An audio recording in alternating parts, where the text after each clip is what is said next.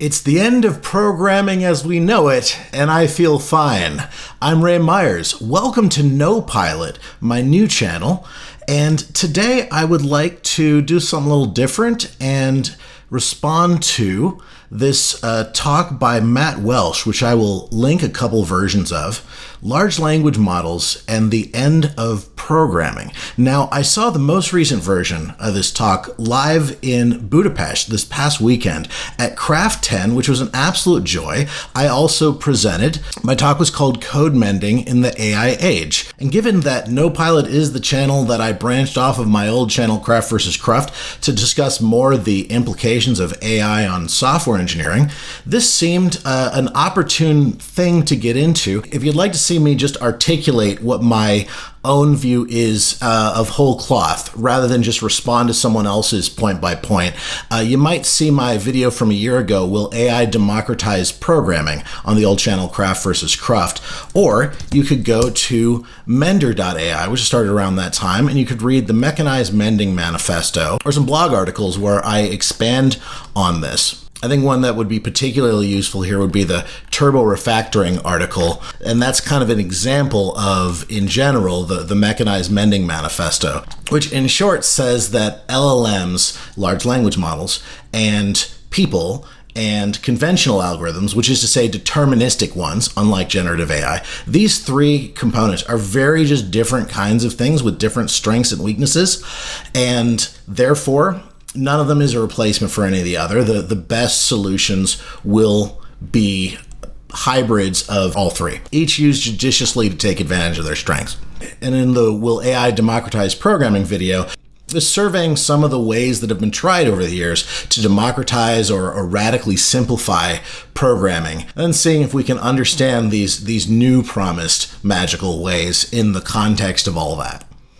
So if you've seen a version of Dr. Welsh's talk, and you probably should check it out, then you might already know that I'm coming from a little bit of a different angle than him. And I'm going to try to, while I am kind of responding to these points, I do want to be as respectful as possible. I think that he put this out there, kind of an intentionally extreme view, in order to be thought-provoking, in order to start conversations. And I just haven't seen that many responses to these particular points. And I think the conversation he's trying to start, where we figure out, like, what is this really going to look like, and how are we going to adapt, I think that is the right thing to do, to try and take a good hard look at things and maybe cast aside some of the assumptions, see how many of them still hold. That's not a bad way to start. So I do commend him for that. That said, I was a little perplexed when I saw this latest version of the talk, just by how similar it was to the version that I saw a year ago that he gave, because I've learned a lot over the last year about what LLMs can and cannot do with code, what approaches I think will work for the future of software engineering, and I've written about some of them. I'm sharing ideas with a lot of really interesting people.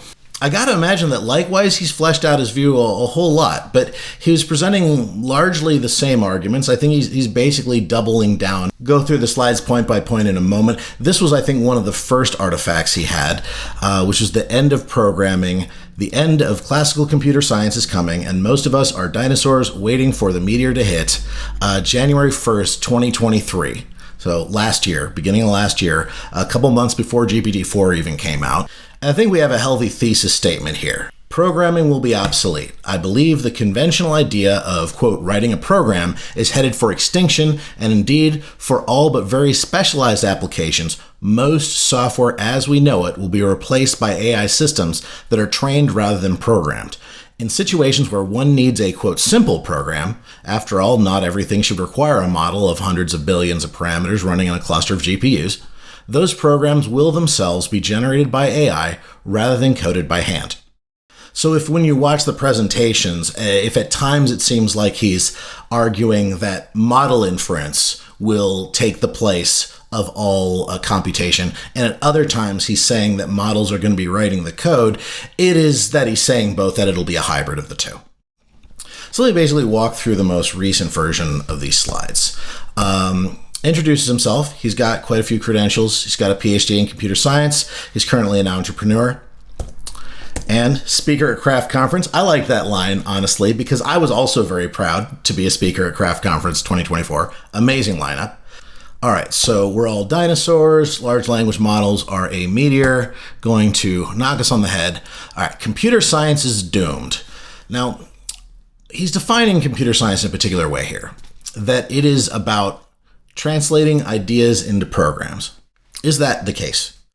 Well, some would say computer science is the study of computation, which is maybe a little more broad than just the act of translating ideas into programs. I'd also like to say that this characterization of ideas to programs being some sort of well-defined mapping, that kind of implies that it's a little more trivial than it is, I think. An idea on one side and a program on the other. I think if you think about that, you'd realize that, like, for some granularity of idea, there may be millions of programs on the other side that in some way refer back to that idea, but which one are you going to pick? I mean, I think there's a lot going on in between idea and program.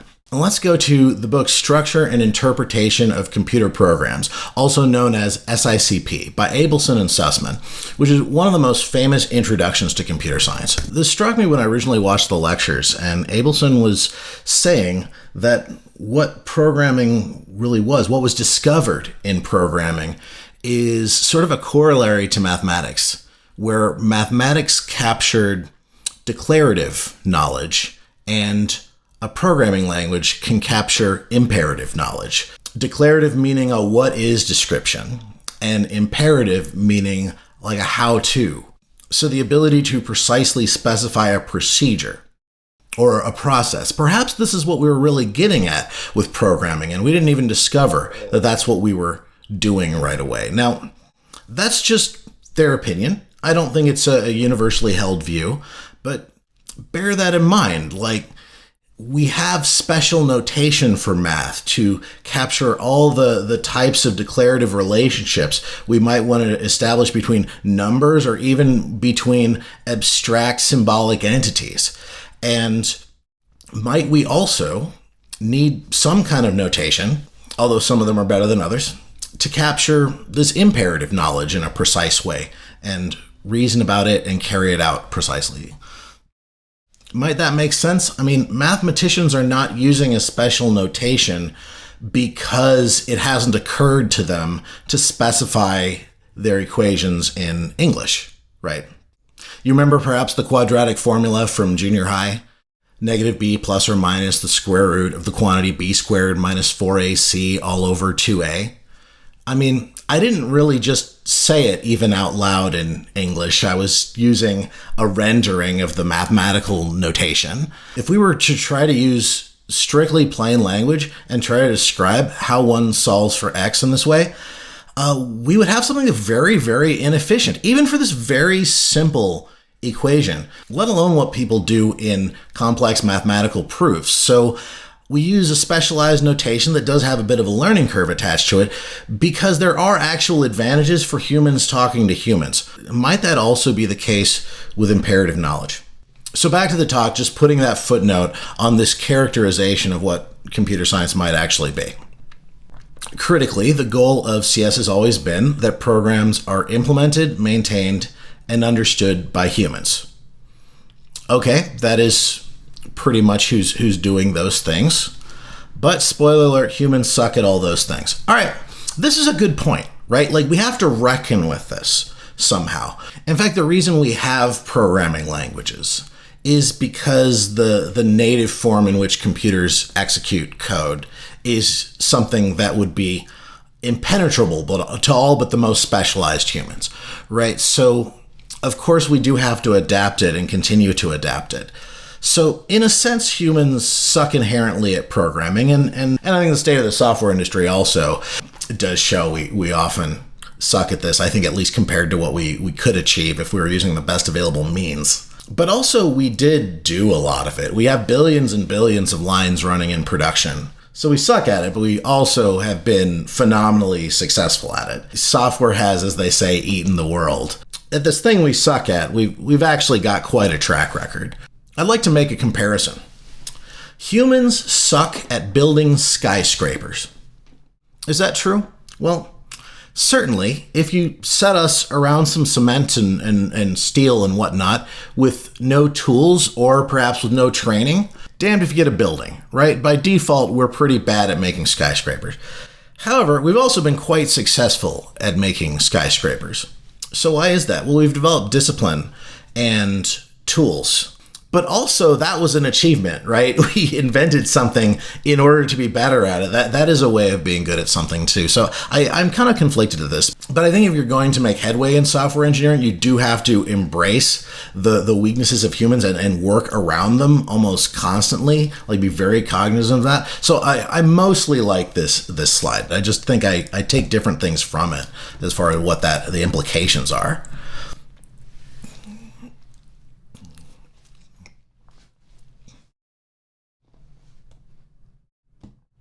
So programming is hard. Humans supposedly suck at it.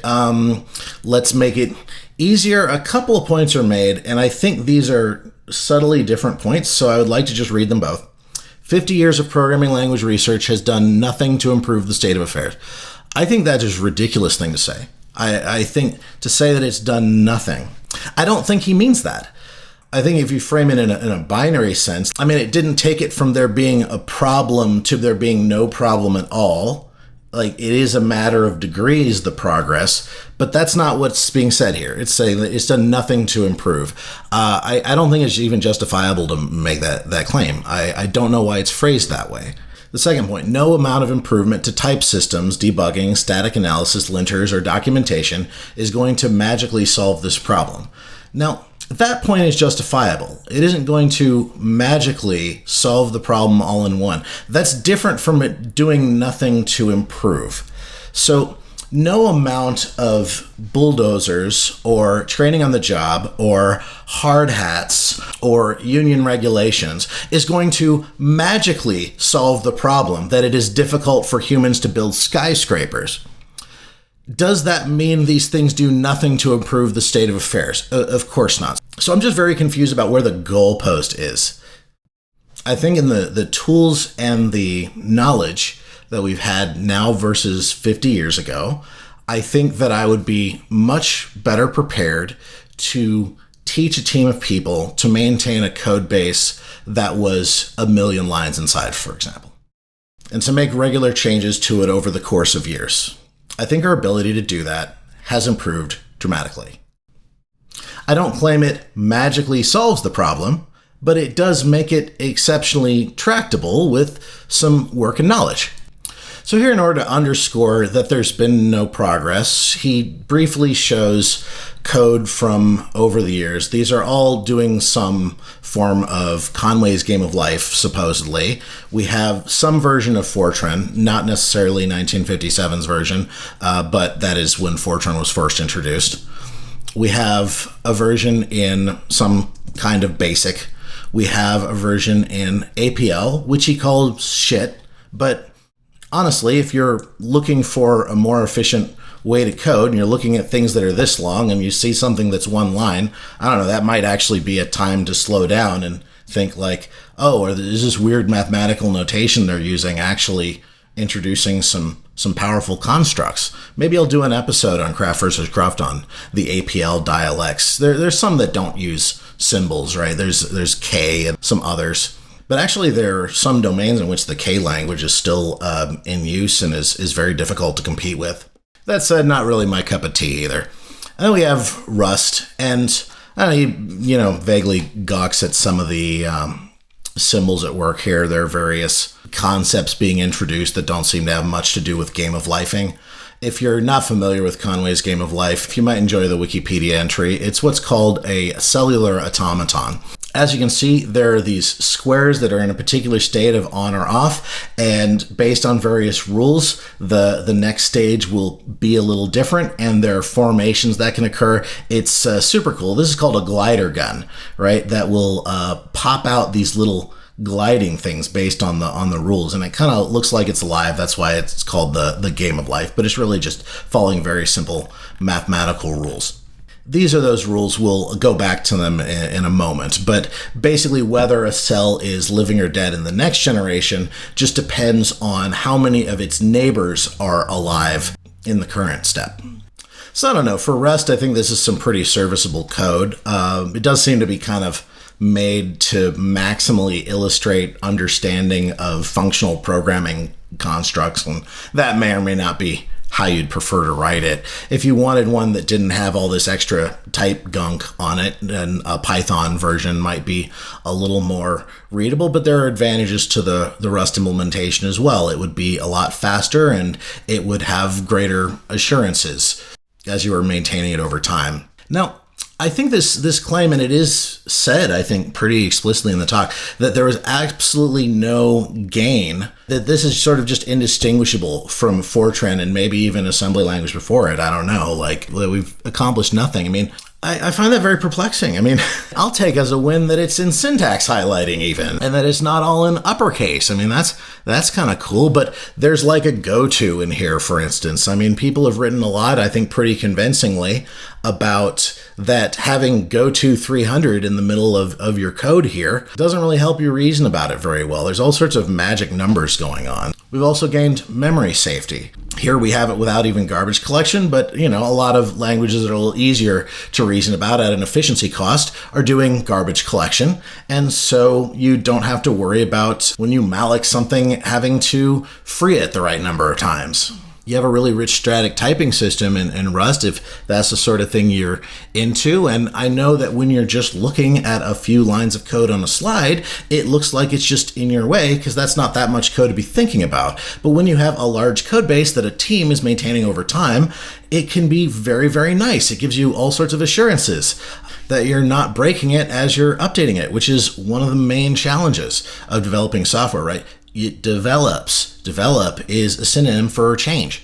What else does Rust have that I quite like? It's got a package manager. It's a really good dependency handling. So, in fact, if I were really annoyed that I had to write Game of Life, I can just cargo add a package that is already going to do some cellular automata stuff for me. And then I can just use it because somebody's already put it out there and debugged it for me. So our ability to do reuse easily is another thing that has, while opening up its own can of worms, made a lot of things much more easy, much more accessible. To iterate over a collection, you no longer are finding yourself juggling an integer iterator that is the index into the array and making sure you got your bounds right of where it starts and ends, which is a very common source of error.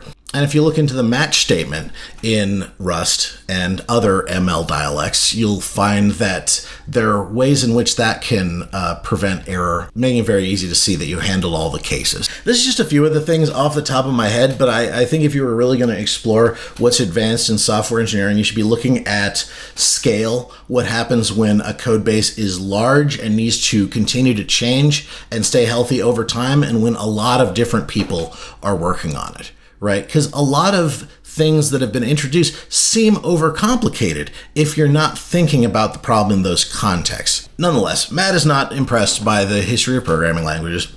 It's been kind of hit and miss, let's admit. What does he do instead? This is how I program now, he says. I have a string, and I say an LLM prompt. And it is really neat that we're able to get useful results of any kind, providing a blurb like that. However, that does not give me the game of life. We were comparing the game of life in a lot of different languages. And what we've done is pivot to something that is very much in the wheelhouse of natural language processing, doing this summarization and extraction thing. I would not actually suggest that you use Rust or Fortran to do this. So I'll give you that if this is what you're doing, summarization, then an LLM of various kinds is a pretty good tool, but that wasn't the comparison we were making. So let's use an LLM to solve Game of Life for us. So I'm using one of the best language models in the world, ChatGPT 4o, and I'm just gonna paste the rules out of Wikipedia. So this is a perfectly plain English. It might be good if you could manage your business rules in a format like this. It might not be. I'm not really sold that I want to program like this, but some people would like it. And okay, I'm going to build one of these little gliders that we saw earlier, so it should be able to kind of drift down the screen. So let's get the next step out of this.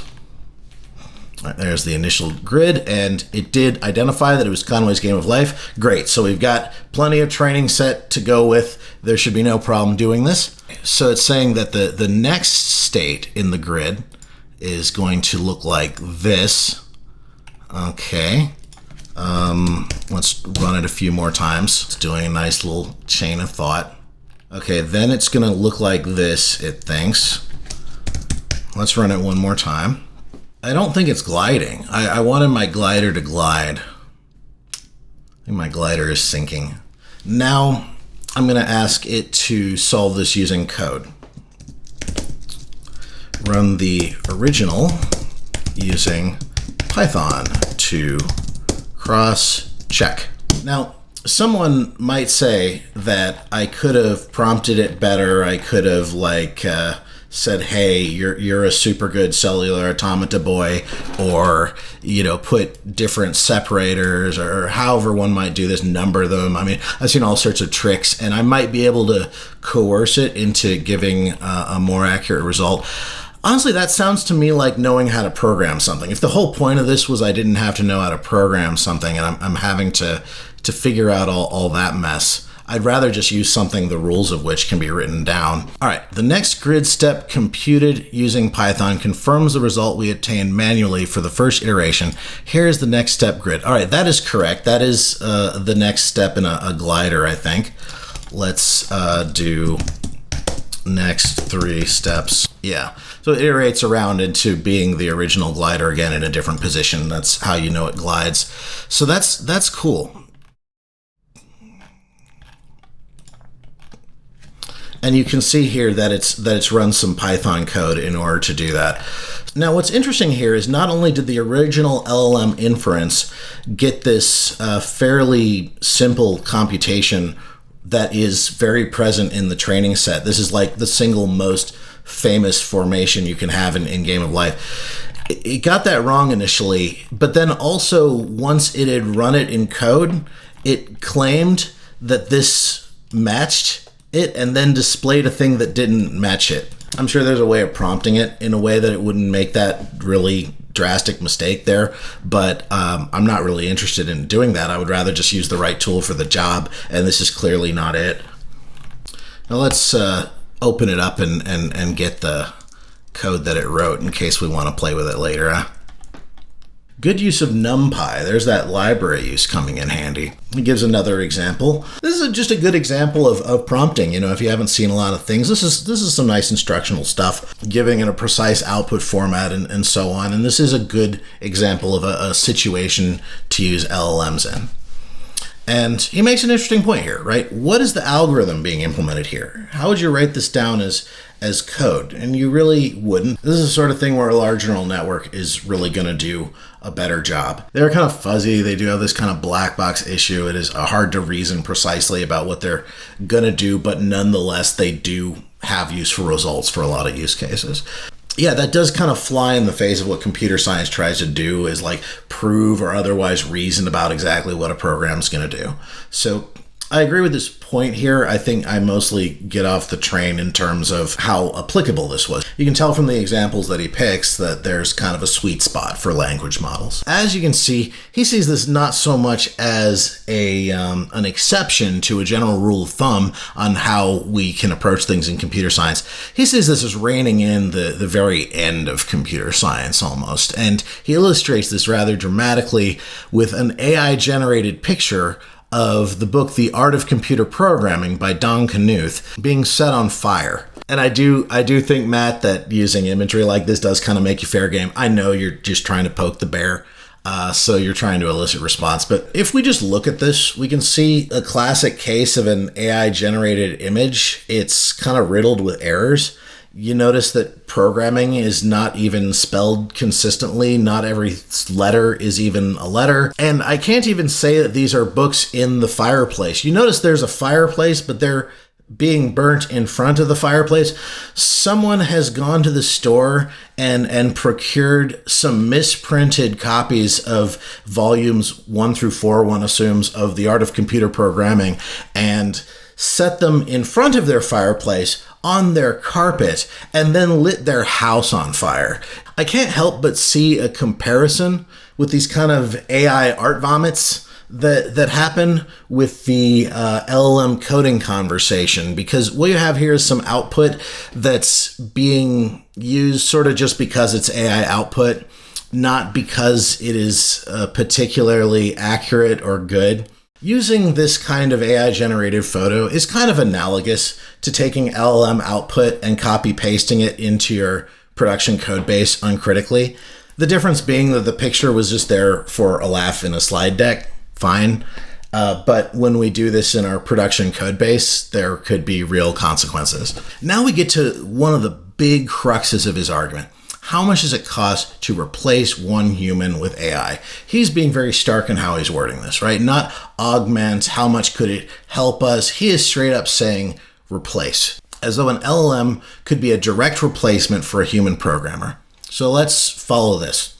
Let's assume for now that LLMs will be able to do most or all of the programming work done by a human software developer. Now, he is saying assume, and he is saying for now, but I'm not really convinced that he revisits this assumption later to, I think, a sufficient degree for how big of an assumption that is. But nonetheless, if that were the case, what would it cost to replace a human software engineer with LLM calls? Your mileage may vary, but nonetheless, programmers are expensive. And let's characterize the output of that day as approximately 100 lines of finalized code. Now, while I don't think it's necessarily fair to characterize our output as lines of code in the first place, if you are going to characterize it that way, then that would be a reasonable number. Some rough calculations here, and to get 100 lines out of LLM inference costs 4 cents. So obviously, if we could get the same output with 4 cents as by paying a person like $1,000 to sit in our office today, then that would be drastically cheaper. I don't think we're there, and I don't know that we're going to be, but if that were true, right, then those numbers are indeed very far apart. I will note here, if the only time you're going to reference a woman in your slide deck is as a stock photo and in reference to someone being obsolete, then maybe you just shouldn't try to be diverse. If we did want to reference like an actual woman in a conversation about the history of programming languages evolving and looking more or less like English, you could talk about COBOL, which was based on the work of Admiral Grace Hopper. Anyway, how much does it cost to replace one human with AI? The robot does not take breaks. It does not need lunches and massages. The robot takes the same length of time, whether it's a prototype or final production code. I don't think that's been established. I think there's always more work and vetting that goes into final than a prototype. But if you're saying that it's always instantaneous, and so I don't understand what argument's being made there. I don't know if the implication is that humans are somehow lesser or bad because we take our time with production code sometimes. I don't know. Ship quality to production, people. Anyway, finally, the robot makes plenty of mistakes, but it makes them incredibly quickly.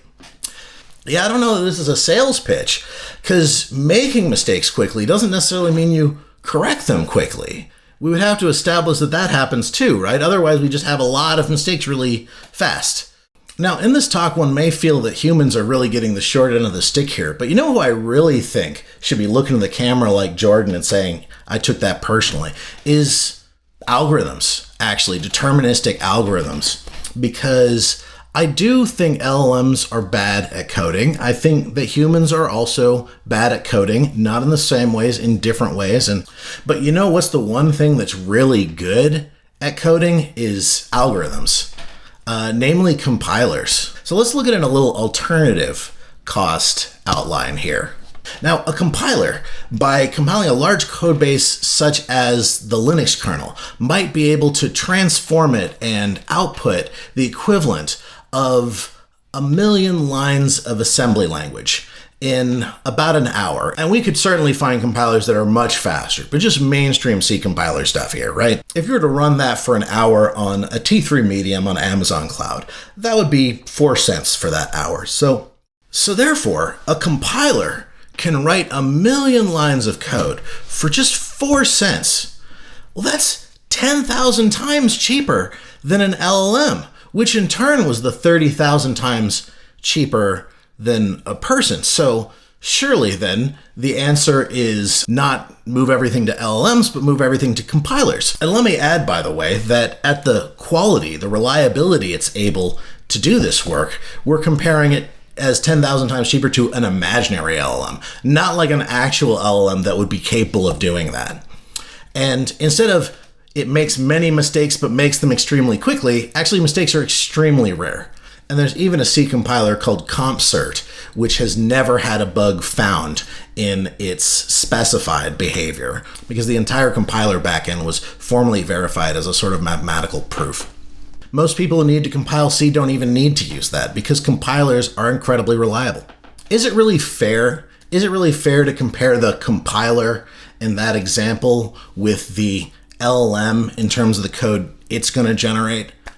Perhaps not, right? Because I haven't really done any work to say what kinds of inputs will this successfully write code for and what will it not. There's just a limited domain in which a compiler will successfully do that. But actually, you may find that was not done here either. We didn't really reckon with what can the LLM successfully do and what can't it do. It's just a matter of, well, the next model will do everything, so we don't have to reason about it. I talk about this ad for the electronic calculator, this giant thing here, which replaced the slide rule, and their ad said it was like having 150 extra engineers. I know it's just there for flavor, but I would actually be interested to see if anyone knows how to find this out.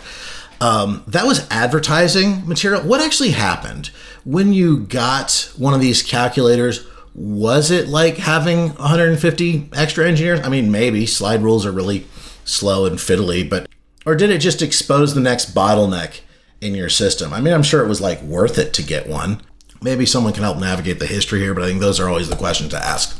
So here's where we shift gears from LLMs writing code to LLMs just kind of acting as though they're the code, right? What if machine can understand natural language and perform complex reasoning directly instead of us just using these deterministic instructions and simple symbolic machines? As I've hinted, symbolic machines are incredibly powerful, and especially the deterministic, repeatable nature of them is incredibly powerful. That's what allows you to stack operations again and again and again.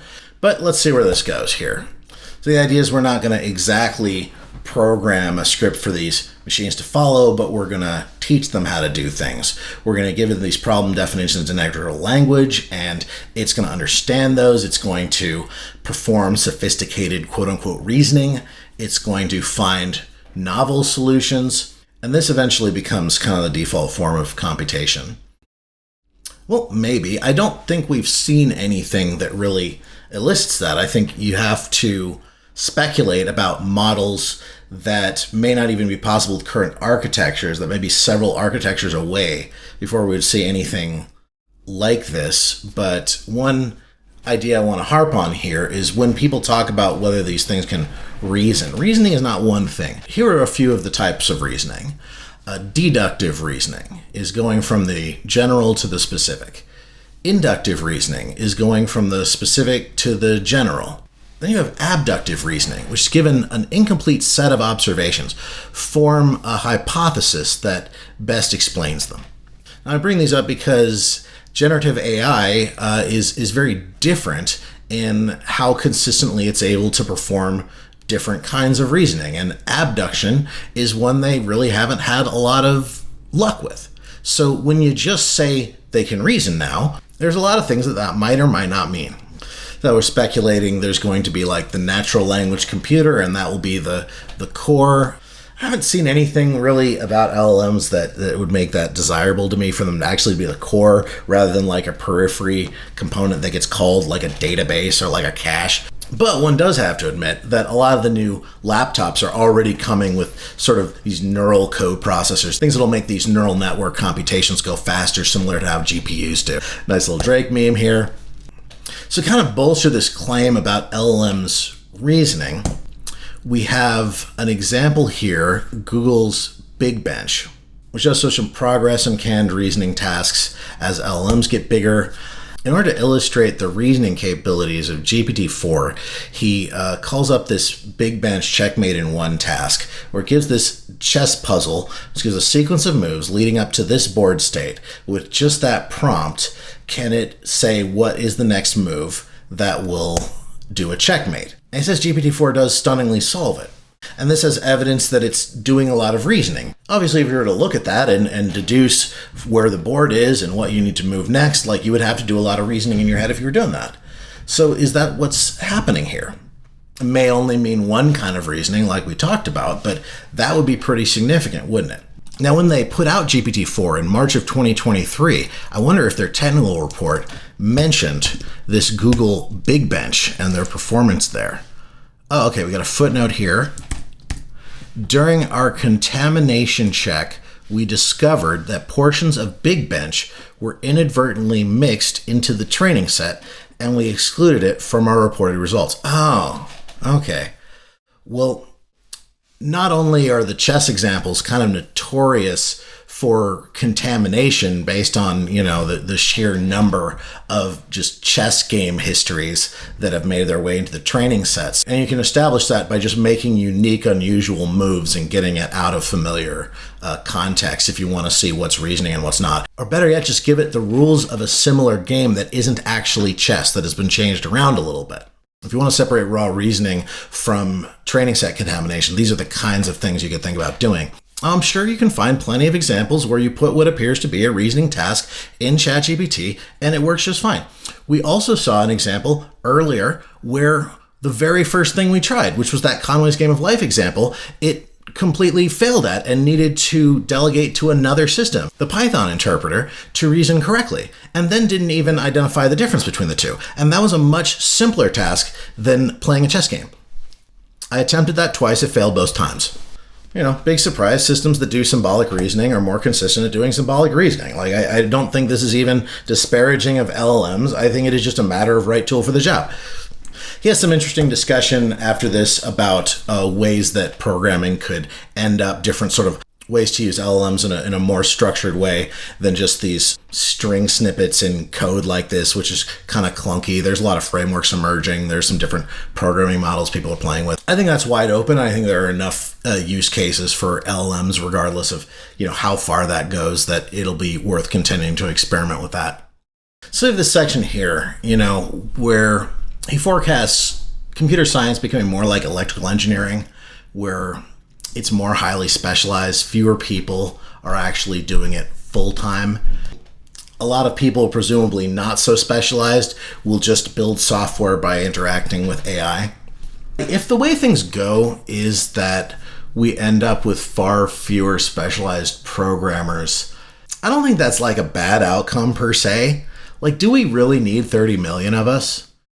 Do we really need so many billions of lines of code? Give or take AI, I'm pretty open to the idea that the number of programmers doubling every 5 years was just totally unsustainable. We might have too many programmers right now. We might have too much code. I mean, give or take AI, I think we could still just be very deliberate if we wanted to reduce the footprint. So I may have different ideas of how we get there, but something like that could happen. The statement at the bottom here is kind of interesting too. AI greatly expands access to computing to anyone who can express themselves in natural language. So before the proliferation of personal computers or the web browser or the smartphone, we might have looked at what was about to happen and said, we're about to greatly expand access to computing. Everyone's going to have access to computing. But now what we're saying here is, actually, you don't really have access to computing until you can actually create new software. And that's interesting. I mean, that is certainly one of my favorite ways to use a computer, but also I think I'm weird. I think programming at least an introductory level is already very accessible. I had written programs when I was 10. I was not very smart when I was 10. I was not a child prodigy. It's just actually very possible to sit a kid of 8 to 12 in front of a PC Junior Basic or a Visual Basic or a Commodore 64. But when a normal person thinks, oh, I'd never be able to code, A 10-year-old does the amount of coding you think you'd never be able to do. You definitely could. You just haven't been exposed to it at the right time, the right place. Will natural language help more? Will it just open up a new world of frustrating edge cases for new users? I don't know. I want to see it. I want to see it work. I want to see it work at scale. And we look at, 30 million programmers, soon to be a lot less, and 8 billion non-programmers. And the idea being that maybe 1 billion or 2 billion of the non-programmers will be able to do some authoring of their own software somehow, or access computing in a way they couldn't already. So is that the idea? I think this is where we get to kind of retitling it. The end of programming as in the finish of it, or the end as in the purpose? What is the purpose of programming? Do we want code cheaper? Do we want 1 billion non-specialized programmers? Is that the thing we want? If you do want 1 billion programmers, then I guess I've got good news for you, because the most widely deployed programming language is Excel. Excel has 1 billion users. So in a sense, there are already 1 billion people using a programming platform. Might they like to use more? Fine, let's try it. At what point is that creating software versus just using software? I think the line has been blurry actually a long time. And we end with this statement: the model is the computer. So this is a view I would coin as model maximalism. The idea that neural network models are going to become, as they've been called, like software 2.0, or large deep learning networks as software 3.0, as this thing that's just going to displace the whole of the game. So I guess I'm a model minimalist. I believe in judicious combination with it as one interesting component that sits alongside other interesting components that are each good at their own job. We think about like the introduction of a relational database or a message queue or even graphics cards. These are things that change the kinds of things we could build, but ultimately they were not the whole architecture. I think that's more where this goes. I've seen that work a lot better. Software engineering as a body of knowledge and computer science as a body of knowledge will be shaken up, maybe supplemented, but certainly not wipe the slate clean. But nonetheless, the new magic is really cool, really impressive, and a wide variety of interpretations, are worth taking seriously right now. Lots of uncertainties. I'll be exploring some more of these as we go. Comment and let me know your favorites. I'll try and get to them. Thank you for playing Dr. Welsh. No hard feelings, I hope. And as Lao Tzu said in the Tao Te Ching, with patience, the most tangled cord may be undone. Thank you.